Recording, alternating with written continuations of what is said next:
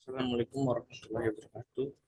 Saya Rahul Iksan, mahasiswa ilmu hukum semester 7 akan mempresentasikan eh, makalah saya yang berjudul Pendekatan Hukum Perbankan dalam Kasus Pencurian Uang Nasabah sejumlah 1 miliar oleh pegawai bank di daerah Cilengsi. Yang kita ketahui bahwa bank itu merupakan lembaga keuangan yang berperan penting dalam kehidupan di masyarakat. Peranan tersebut dikarenakan bank dapat membantu keuangan masyarakat yang kesulitan dengan memberikan pinjaman. Begitupun kepada masyarakat yang kelebihan uang juga dapat diberikan kepada bank agar dapat disimpan dengan aman. Selain itu, masih banyak lagi peranan bank di masyarakat yang berkaitan dengan keuangan. Namun, menjadi ironi, manakala bank melakukan sebuah kesalahan dan nasabah yang justru menjadi korban dari kesalahan tersebut. Berbanding terbalik dengan peran bank yang seharusnya menjadi lembaga keuangan yang dapat membantu perekonomian masyarakat. Salah satu contoh kesalahan bank yang merugikan nasabah ialah pada pencurian uang nasabah sebesar sejumlah 1 miliar oleh pegawai bank di Cilengsi. Jadi pada tahun 2020, pegawai di salah satu bank plat merah di daerah Cilengsi, Kabupaten Bogor, menggelapkan uang nasabah miliaran rupiah untuk bermain judi online. Uang milik nasabah ini yang semula miliaran rupiah tiba-tiba berubah drastis menjadi tinggal 1 juta rupiah saja. Satreskrim Polres Bogor, Jawa Barat akhirnya berhasil menangkap kasus penggelapan dana nasabah tersebut. Modus pelaku menawarkan program fiktif simpanan dana sebesar 1 miliar dengan hadiah uang sebesar puluhan juta. Hasil pemeriksaan, tersangka sengaja menggelapkan dana nasabah itu untuk bermain judi online. Ia juga terlibat dalam jual beli saham forex dan untuk kebutuhan pribadi lainnya. Akibat perbuatannya, ia dijerat dengan pasal 374 KUHP penggelapan yang dilakukan oleh orang yang memegang barang itu berhubungan dengan pekerjaannya atau jabatannya dan atau karena mendapatkan upah dengan ancaman hukuman 5 tahun penjara. Tindakan penipuan ini terjadi selama kurun waktu 2018 hingga 2020. Namun eh, aksinya ini baru diungkap oleh pelapor yang berinisial SU pada 3 Juli tahun 2020 lalu. Menurut keterangan pelaku, saksi maupun SS, korban dari program investasi fiktif Gebiar BRI Tama, ini hanya satu orang. Kapolres Bogor Harun mengatakan kejadian tersebut bermula saat SU selaku manajer bank melakukan pemeriksaan simpanan nasabah di sistem bank. Dalam riwayat transaksinya, nasabah SS pernah mentransfer uang ke rekening pribadi bank lain atas nama AM, yaitu pelaku. Pihak bank lalu mengonfirmasi SS dan ia pun mengaku menyerahkan uang sebesar 1 miliar untuk simpanan dana di bank tersebut kepada AM. AM itu pelakunya. Rupanya AM ini melakukan aksinya dengan modus menawarkan program fiktif simpanan kepada SS sebesar 1 miliar dan diimbangi dengan pemberian hadiah sebesar 40 juta.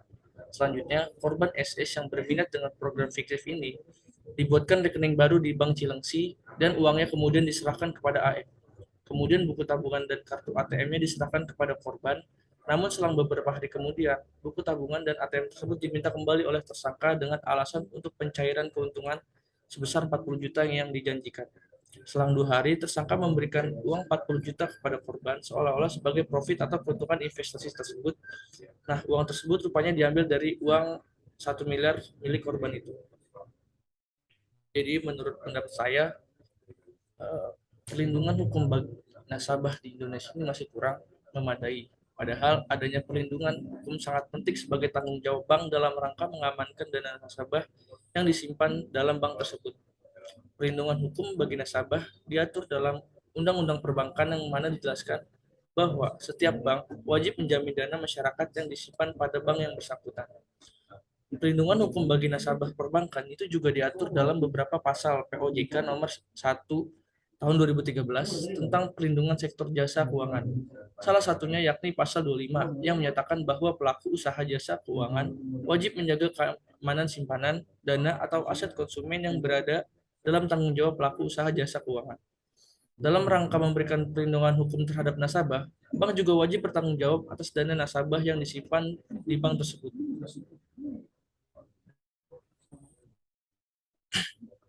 termasuk tanggung jawab apabila terdapat kesalahan yang dilakukan oleh pegawainya. Hal tersebut dikarenakan seseorang tidak hanya bertanggung jawab atas kerugian yang disebabkan oleh perbuatannya sendiri, melainkan juga atas kerugian yang disebabkan perbuatan-perbuatan atau orang-orang yang menjadi tanggungannya atau disebabkan barang-barang yang berada di bawah pengawasannya. Dalam pelaksanaannya, bank juga harus menjalankan kegiatan usaha dengan menggunakan prinsip kehati-hatian. Menurut pasal 2 Undang-Undang Perbankan, bahwa perbankan di Indonesia itu dalam melakukan usahanya berdasarkan demokrasi ekonomi dengan menggunakan prinsip kehati-hatian. Dari ketentuan ini menunjukkan bahwa prinsip kehati-hatian adalah salah satu asas terpenting yang wajib diterapkan atau dilaksanakan oleh bank dalam menjalankan kegiatan usahanya. Yang dimana prinsip kehati-hatian ini menuntut di mana seorang pegawai bank yang bertugas dan berwenang untuk menjaga dana penyimpan nasabah, tetapi pada kenyataannya justru pegawai banklah yang mengambil dana nasabah. Berdasarkan pasal 29 ayat 2, maka tidak ada alasan apapun juga bagi pihak bank untuk tidak menerapkan prinsip kehati-hatian dalam menjalankan kegiatan usahanya. Dalam arti harus selalu konsisten dalam melaksanakan peraturan perundang-undangan di bidang perbankan berdasarkan profesionalisme. Dalam hal ini, Bank Indonesia berhak melakukan pembinaan dan pengawasan bank. Pembinaan dan pengawasan bank merupakan satu ketentuan dalam Undang-Undang Perbankan yang bertujuan untuk memberikan perlindungan terhadap bank yang bersangkutan dan nasabah penyimpan dana. Karena itu, jika pelanggaran kewajiban bank yang berkaitan dengan ketentuan yang mengatur prinsip kehati-hatian, pembinaan dan pengawasan ini bank dikenai sanksi administrasi sesuai dengan pasal 52 Undang-Undang Perbankan yang berupa teguran tertulis, dan pelanggaran itu dapat diperhitungkan dengan komponen tingkat kesehatan bank.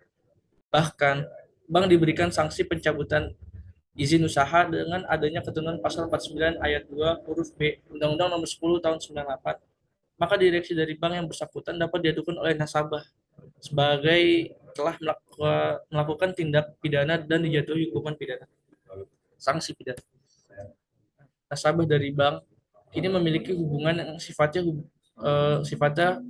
kepercayaan yang membebankan kewajiban kepercayaan kepada bank terhadap nasabahnya. Hubungan ini pun telah dipandang oleh masyarakat bisnis dan perbankan Indonesia. Hubungan antara bank dengan nasabah debitur bukan hanya sekadar hubungan kontraktual, melainkan adanya terjalin hubungan kepercayaan dari kedua belah pihak. Prinsip kepercayaan ini tidak diatur secara eksplisit di dalam Undang-Undang Perbankan. Namun dapat dilihat bahwa prinsip kepercayaan tercantum dalam pasal 29 Undang-Undang Perbankan yang menyatakan bahwa bank sebagai penghimpun penyalur dana masyarakat harus menempuh cara-cara yang tidak merugikan bank dan kepentingan nasabah yang sudah memberikan kepercayaannya terkait dananya kepada bank. Pada kasus pencurian uang ini jelas telah mencederai prinsip kepercayaan di mana pegawai bank tersebut mencederai kepercayaan nasabah dengan mencuri dana nasabah tersebut.